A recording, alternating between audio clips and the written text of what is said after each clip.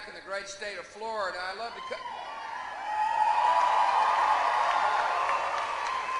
to come to states where they got a great governor.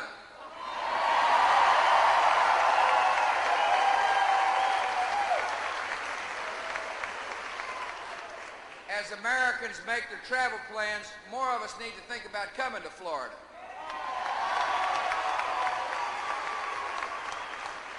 One of the last times I came was when I went to the racetrack owned by Mr. France right next door to here, where Teresa's good husband was driving cars. It is such an honor to be with Mr. France and his wife and Teresa Earnhardt, and may God rest Dale's soul, and may God bless her family too.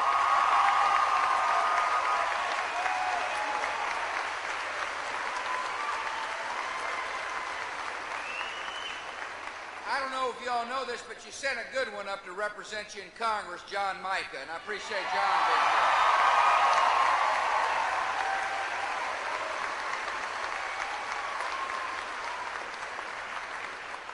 In politics, they've got the talkers and they got the doers. John is a doer. I work closely with him on an airport security bill that will make sure that when Americans get on their airplanes, it is as safe as can possibly be. And I want to thank John for his leadership and his hard work on this vital piece of legislation.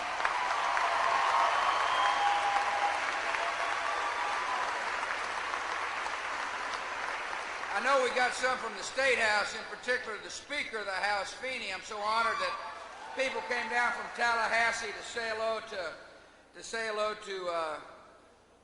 Jeb's little big brother. I am so thrilled to be here. I hope I didn't speak too long last night, but I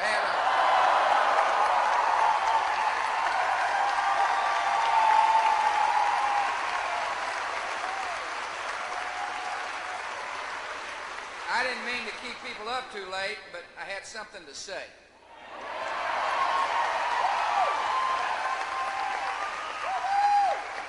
The state of our union is strong. This is a great nation.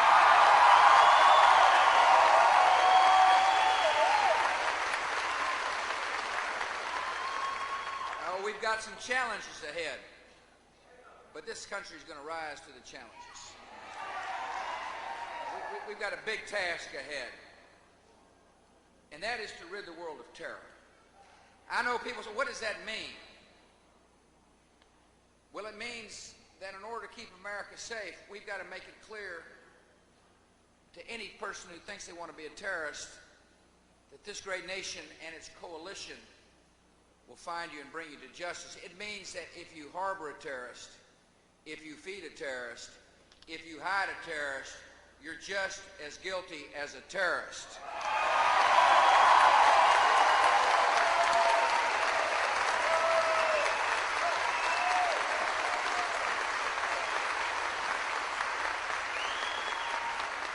Our mission is more than just Afghanistan, although we've been pretty darn successful there thanks to the United States military.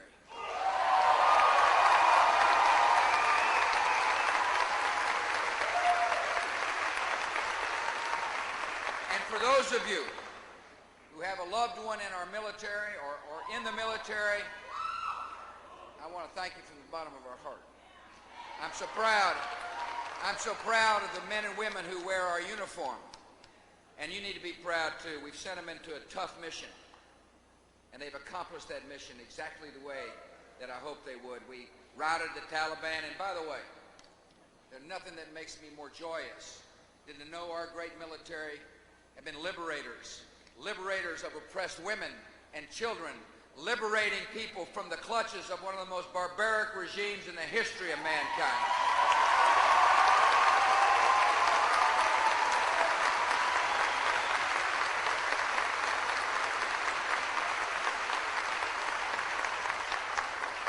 We're still in that theater. We will be in that theater with our military until we bring Al-Qaeda to justice. This is a dangerous phase of the first theater in the war on terror because there's a lot of caves.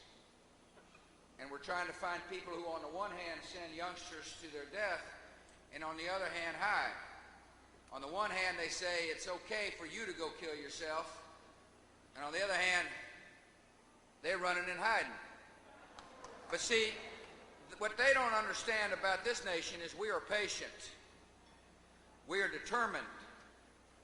We are steadfast. We're going to keep them running. And one of these days, we'll bring them to justice.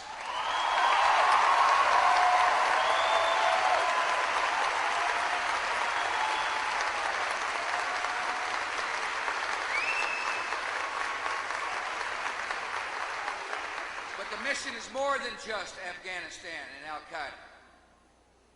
We need not be focused on one person, because we're fighting for freedom and civilization. We fight to make sure our children and our children's children can grow up in a peaceful world, a world based upon values that respect dignity of life and the individual, values.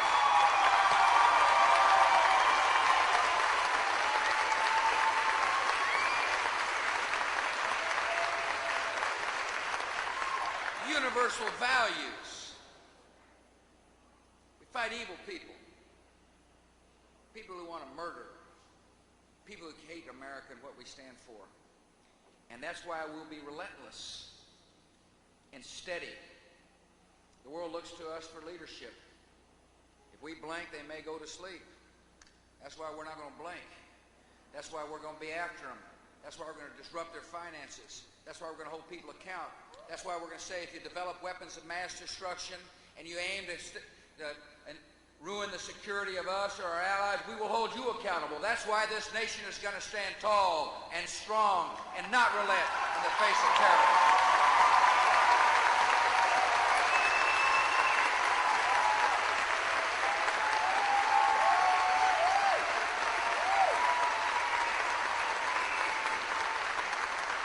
My biggest job is to secure our homeland.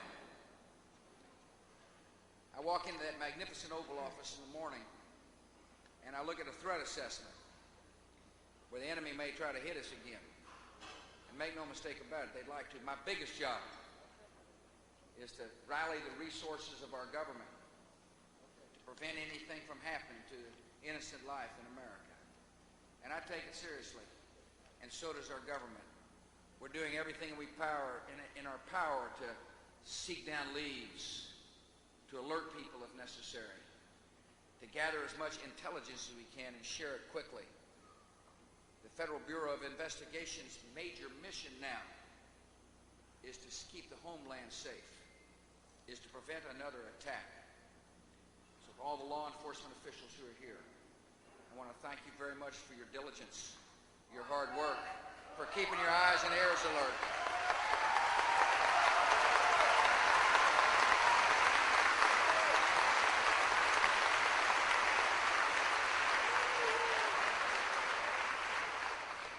Traveling around the country talking about a homeland initiative that's going to enhance money, more spending to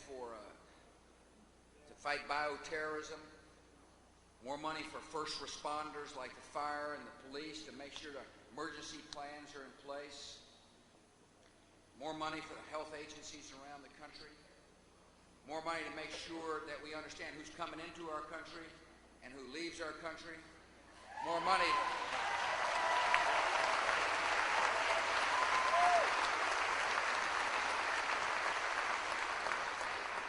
Now they put us on notice, and we're after them. The best way to secure our homeland in the long term, however, is to take this war wherever a terrorist tries to hide and get them. And that's exactly what we're going to do.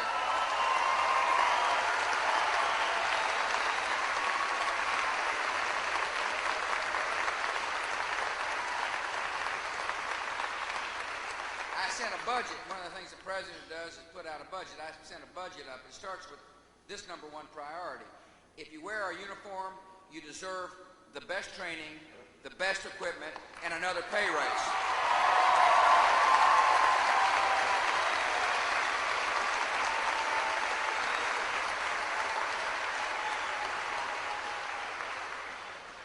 The second budget request I put in there is for Homeland Security, and the third is for job security. One of the things, I know there's some people hurting in this state. And my interest is to make sure we do wise things to increase the job base. We're going to help people with an unemployment check, but what Americans want is a steady paycheck.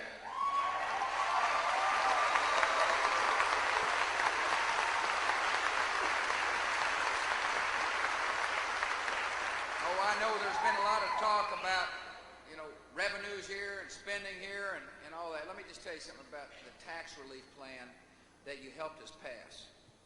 Thank goodness we passed it.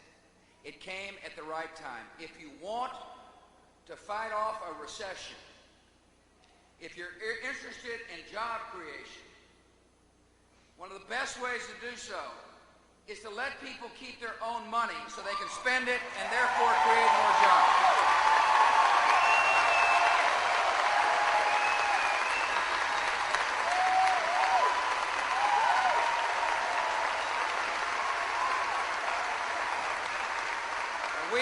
We did exactly the right thing in Washington, D.C. We made the exact right decision. I know there are some who've got a different theory about economics. That is, if you take more money out of people's pockets and increase the size of government, the economy will recover. That's not what we think. That's not, and most economists will tell you if you encourage a tax rise in times of recession, it'll make matters worse. That's Economics 101. Evidently, some of them up there forgot to pick up the textbook. This tax cut says we trust people with their own money. And it also reminds people that we're dealing not with the government's money, but with the people's money.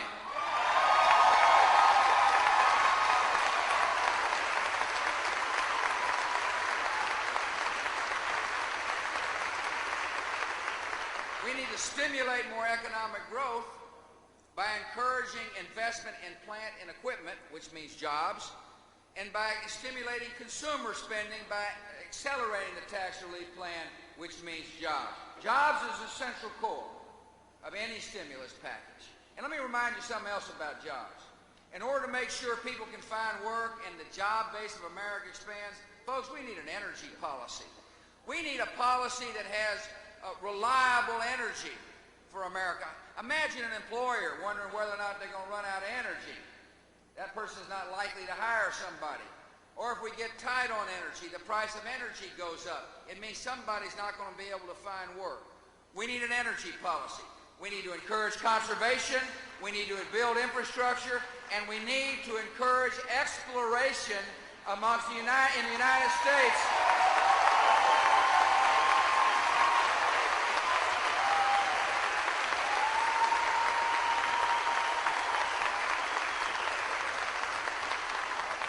A good energy policy is job security, but a good energy policy that reduces dependency upon foreign oil is a matter of national security as well.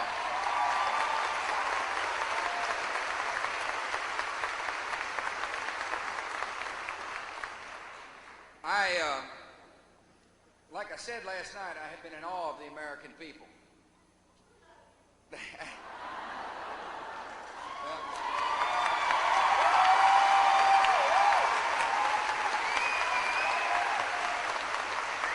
I'm at a loss for words. I'm speechless. Maybe hard to believe after 49 minutes of talking last night. But I do want to tell you that this is a fabulous land, as you know, and we've got a great opportunity. The enemy hit us. As I like to kind of tease the enemy, they must have been watching too much daytime TV. They thought we were soft. They thought we were materialistic. They thought we wouldn't fight for what we believe. They thought we would cower in the face of terror, and my, are they wrong.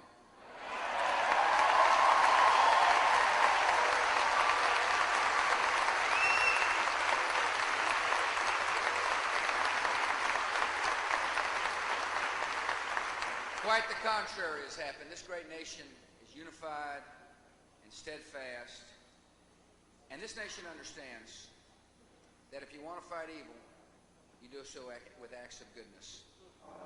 I'm asked all the time, what can I do to help? People say, well, gosh, I want to be a part of the war against terror. And my answer is, love somebody. be a good mother or a dad. I answered the call last night. For many of you I know are spending a lot of time in your communities and helping people in need, worrying about kids in school, helping the schools, teaching the schools perhaps. But I'm calling on America, and I did last night, and I will continue to do so, to serve 2 years or 4,000 hours for the rest of your life in service to your community. And if you don't have a place, we've started what's called the USA Freedom Corps. It's a chance for retired police officers or firemen to help out the local law enforcement authorities, to be on alert. I'll give you an interesting idea that took place in Maine. They've got Maine lobstermen are now patrolling the coast on a volunteer basis to make sure that somebody carrying something they don't want to carry in a boat shows up on the coast. I mean, there's all kinds of ways to serve the community. We're looking for people to be mentors.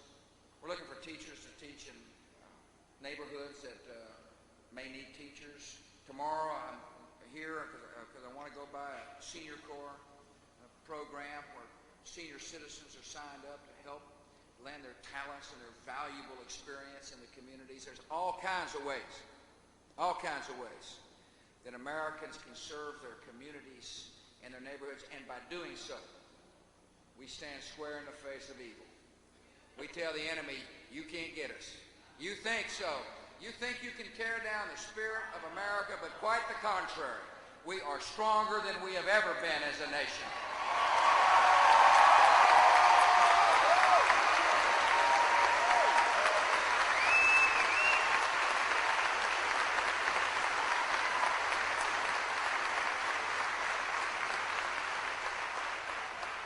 Nobody wishes this evil had ever happened.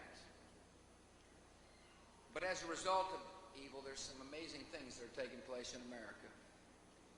People have really begun to challenge the culture of the past that said, if it feels good, do it. To welcome a new culture that says, I'm responsible for the decisions I make in life. This nation has a chance.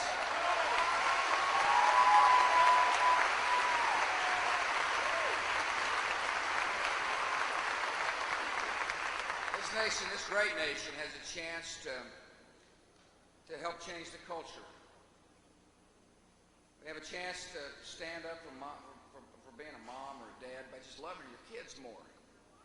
We have a chance to fight evil by walking across the street to a shut-in, saying somebody cares. We have a chance to say to the thousands of children whose moms or dads and parents to match them with a mentor, or in prison, and match them with a mentor. So these youngsters know there's hope in our society, that they know there's love. We have a chance to change our culture for the better. We have a chance to turn this evil, to turn the evil deeds and the evil acts into incredible long-term good for our nation. I ask you to seize the moment. I ask you to understand that we've got to be patient.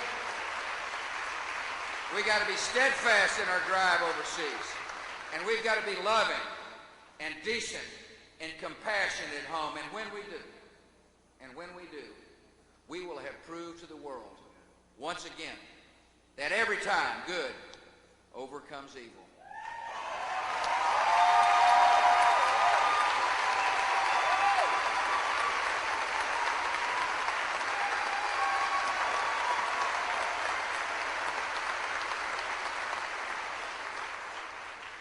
It is such an honor to be here back in Daytona Beach, and it's such an honor to be the president of the greatest nation on the face of the earth. May God bless you all.